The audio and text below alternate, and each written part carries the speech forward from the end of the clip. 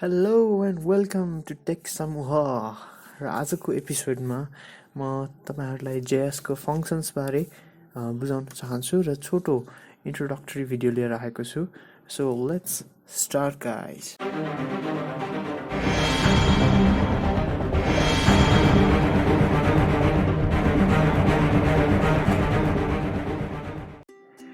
So now functions. What is functions? हैन JS मा functions को के इम्पोर्टेन्स छ त भनेर हामी डिस्कस गर्छौं आजको सेसनमा र आजको सेसनमा पनि जहिलेको जस्तै म VS कोड खोल्छु र VS कोड खोलेपछि मैले सिम्पली यसमा चाहिँ यो केसमा चाहिँ फंक्शन इन JS भनेर एउटा लग स्टेटमेन्ट राखिदिएको छु तपाईहरुले चेक गर्नलाई सजिलो होस् भनेर र त्यसपछि फंक्शन्स इन JS चाहिँ हामी सिम्पल फंक्शन्स एउटा बनाएर डेमो प्रेजेन्ट गरेर हामी चाहिँ यो सेसन अन्त्य गर्छौं है त. सो फर्स्टमा फंक्शन्स भनेको के हो त? What do you mean by functions? Function भनेको के हो अनि JS मा मात्र हो कि अरुमा पनि छ कि भन्दा थाहा होला. तर obviously फंक्शन्स भनेको हरेक प्रोग्रामिङ ल्याङ्ग्वेजको एकदम बेस पार्ट हो. र फंक्शन्स बिना कुनै पनि प्रोग्रामिङ ल्याङ्ग्वेजहरु एक्जिस्ट हुन सक्दैन किनभने फंक्शन्सहरु भनेको बिल्ट इन पनि हुन सक्छ र तपाईहरुले कस्टमाइज गरेर आफूले चाहिने हिसाबमा फंक्शन्सहरु बनाउन सक्नुहुन्छ. फंक्शन भनेको सिम्पली एउटा मेसिन हैन. हामीले बच्चा बेला पढ्दाखेरि कफी मेसिनको एक्जाम्पल लिएर पढेका थियौं र फंक्शन्सलाई त्यसरी नै हेर्दा पनि हुन्छ. कुनै पनि मेसिन जसलाई चाहिँ हामीले केही कुरा इनपुट दिन्छौं हैन, इनपुट दिन्छौं र पछि आउटपुट निकाल्दाखेरि चाहिँ त्यो मेसिनले चाहिँ क्याल्कुलेसन गरेर आउटपुट निकाल्दिन्छ. जस्तो कि हामीले कफी मेसिनलाई कफी बिन्स सप्लाई गर्छौं as a input and then output आउँदाखेरि हामीले के पाउँछ त भन्दाखेरि कफी पाउँछ.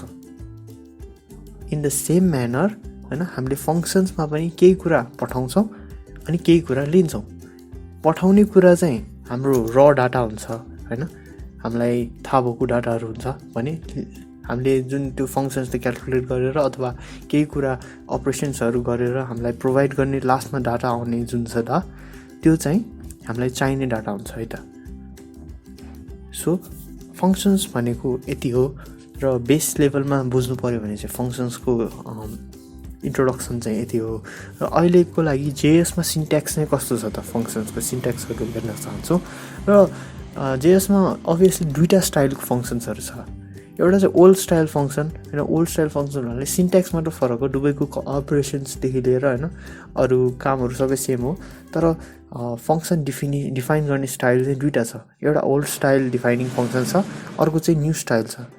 फर्स्टमा चाहिँ हामी old style function defining process हेरौँ है त. हामीले जुन अहिले यतातिर हेरौँ फंक्शन एड ओल्ड भनेर राखेको छु. यो जुन एड ओल्ड भन्ने फंक्शन छ यो चाहिँ फंक्शन नेम हुन्छ र अहिले सिम्पली हेर्नको लागि सिन्ट्याक्स के हुन्छ त भन्दाखेरि सिन्ट्याक्स के हुन्छ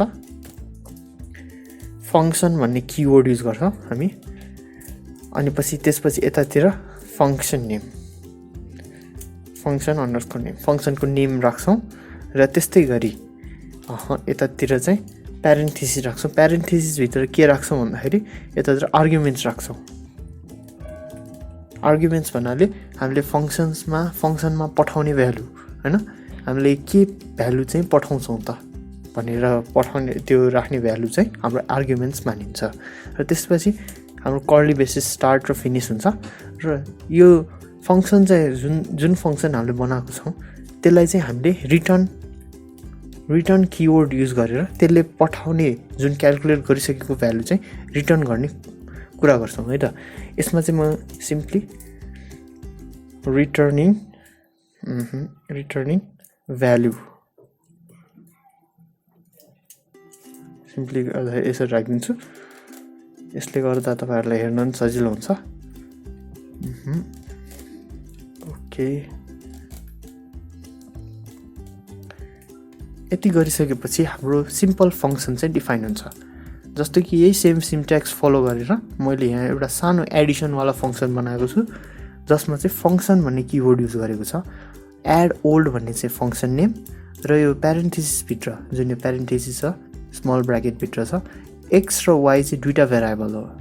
हाम्रो केसमा दुईटा भेरिएबल छ. दुईटा भेरिएबल जुन चाहिँ हामी पास गर्छौं एड ओल्ड भन्ने फङ्सनमा चाहिँ पास गर्छौँ र पास गरिसकेपछि यो एड ओल्ड भन्ने फङ्सनले गर्नुपर्ने काम के हो त भन्दाखेरि हाम्रो जुन यो रिटर्न भन्ने किवर्डभित्र यो प्यारेन्थेसिसभित्र जुन छ एक्स्ट्रा वाइलाई प्लस गरेर रिटर्न गर्नुपर्छ है त। के गर्नु पर्यो, हामीले फर्स्टमा एक्स्ट्रा वाइ चाहिँ पास गर्छौँ यो फङ्सनमा र त्यो पास गरेको भ्यालुलाई एड गरेर यसले रिटर्न गरिदिने। यति काम चाहिँ हाम्रो ओल्ड फङ्सन स्टाइलमा डिफाइन गर्छौँ। त्यस्तै गरी अब यही कुरा चाहिँ हामीले न्यू स्टाइलमा पनि गर्न सक्छौँ। न्यू स्टाइलमा के गरेर गर्छौँ भन्दाखेरि यसको सिन्ट्याक्स चाहिँ हाम्रो फङ्सन नेम, यसलाई पनि म सिन्ट्याक्समा राखिदिन्छु है। सिन्ट्याक्स चाहिँ कस्तो हुन्छ त भन्दाखेरि यसको फर्स्टमा function name underscore name function name equals function keyword र फङ्सन किवर्ड पछि प्यारेन्थेसिस स्टार्ट हुन्छ र प्यारेन्थेसिसभित्र चाहिने आर्ग्युमेन्ट्सहरू पास गर्छौँ र आर्ग्युमेन्ट्स पास गरिसकेपछि कर्ली ब्रेसेस स्टार्ट हुन्छ। स्टार्ट गरेपछि रिटर्न भन्ने किवर्ड युज गर्छौँ र चाहिने भ्यालु हामी रिटर्न गर्छौँ है त। यसमा चाहिँ रिटर्निङ भ्यालु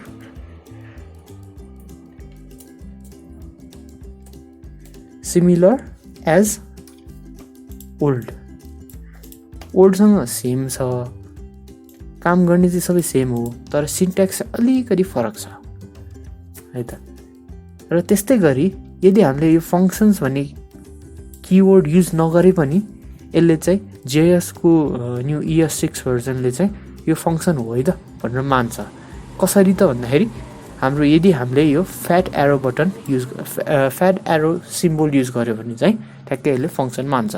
जस्तो कि हामीले एरेको लुप फर इच लुपमा हामीले पहिलाको सेसनमा हेऱ्यौँ, फ्याट एरोले के गर्यो त भन्दाखेरि इलिमेन्टको भित्रको कन्टेन्टहरू यो जो कर्ली ब्रेसेसभित्रको यो कन्टेन्ट छ त्यसलाई चाहिँ एउटा बााउन्डरीमा बााउन्ड गर्ने काम गर्यो भने यो केसमा पनि के भयो त भन्दाखेरि फ्याट एरोले गर्दाखेरि एड न्यू भन्ने फङ्सन बनाऊ जसको आर्ग्युमेन्ट चाहिँ यति हो, एक्स्ट्रा वाइ हो, र फ्याट एरो सिम्बलले चाहिँ के गर्यो, रिटर्न यति गर भनेर चाहिँ यो बााउन्ड गर्ने काम गर्यो। सेम काम हो सबैको, जस्ट के डिफ्रेन्ट छ त भन्दाखेरि हाम्रो डिफाइन गर्ने सिन्ट्याक्स मात्र डिफ्रेन्ट भएको हो। र त्यसको हाम्रो अपरेसन हेर्नको लागि म सिम्पली यतातिर B र C भन्ने दुईवटा डाटा लेट गरेँ, भेरिएबल्सहरू 20 र 10 भन्ने छ। र फर्स्टमा चाहिँ म ओल्डको लागि ट्राई गर्छु है त, न्यूको लागि म पछि ट्राई गर्छु। ओल्डको लागि ट्राई गर्नलाई मैले के गरेँ भन्दाखेरि एमा मलाई B र C को प्लस गरेर एड गरेर एमा राख्नुपर्ने छ भने एड ओल्ड भन्ने जुन फङ्सन बनाएको छौँ त्यसमा चाहिँ एक्स्ट्रा वाइ जुन हामीले आर्ग्युमेन्ट पास गर्नुपर्ने थियो त्यसको ठाउँमा एक्स भनेको चाहिँ B भनेर पास गरिदिएँ र वाइको ठाउँमा चाहिँ C भनेर पास गरिदिएँ। त्यसले गर्दा 20 भनेको B हो, C भनेको 10 हो, त्यसले गर्दाखेरि 20 भनेको X हुन्छ यता र 10 भनेको Y हुन्छ र एक्स्ट्रा वाइ एड गरेर चाहिँ हाम्रो रिटर्न गरिदिन्छ। रिटर्न गरेको भ्यालु कहाँ जाने भयो त, सिधै हामीले एमा अजाइन गरेका छौँ, लेट ए भनेर अजाइन गरिदिएको छौँ, त्यही भएर एमा गएर ठ्याक्कै भ्यालु बस्छ र लास्टमा हामीले A = 2 को भ्यालु चाहिँ प्रिन्ट गरेका छौँ। र हेरौँ है त, यसको लागि मैले सेभ गरेँ र आफ्नो ब्राउजरमा हेर्दाखेरि A को भ्यालु कति आयो, 30 आयो एज एज्युम्ड 20 + 10 30। र त्यही कुरा चाहिँ मैले अब ओल्ड फङ्सन्सलाई कमेन्ट गरेर न्यू फङ्सन्समा अजाइन गरेँ। एड न्यू भन्ने त हाम्रो न्यू फङ्सन छ, यो न्यू फङ्सन छ, यसमा पास गरिदिएँ है त। त्यही कुरा एक्स्ट्रा वाइमा B र C चाहिँ पास गर्दाखेरि के आयो त भन्दाखेरि सेभ गरेर सेम रिजल्ट आयो।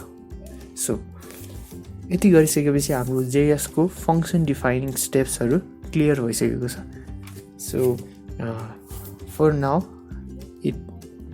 that's all. Thank you. Watch our other videos. Thank you for your support. Subscribe the channel, like, comment and share. Bye bye.